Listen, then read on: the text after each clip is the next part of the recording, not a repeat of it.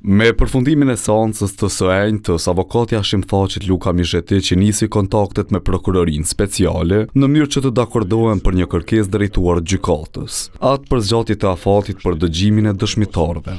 Kërkesa e cila do bëhet edhe në koordinim me ekipe tjera mbrojtëse të Krasniqit, Veselit e Selimit, vlerësohet se ka gjasa të mëdha të aprovohet. Konsideroj që kjo kërkesë do të aprovohet dhe do të aprovohet për arsye se barazia e palëve dhe koha që kërkohet për ta përgatitur mbrojtjen dhe për të përgatitur fjalën përfundimtare apo dosjen përfundimtare si quajnë ata është e lehtëshme. Aprovimi eventual I kërkesës vlerësohet se do t'i shërbente shumë mbrojtjes.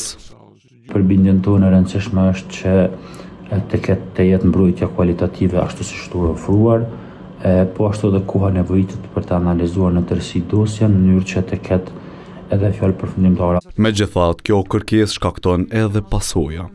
Kjo normalisht që mund dhe do ta prolongoj nxjerrjen e aktgjykimit brenda vitit 2025, pra nëse në të gjitha gjasat janë që ky aktgjykim I shkallës së parë për kreditur QK-s do të bëhet diku në fund janarit. Nëse zgjatet afati me aprovim të gjykatës, atëherë ekipi mbrojtës I Thaqit dhe Jakub Krasniqit kanë mundësi të dëgjojnë të gjithë dëshmitarët e tyre.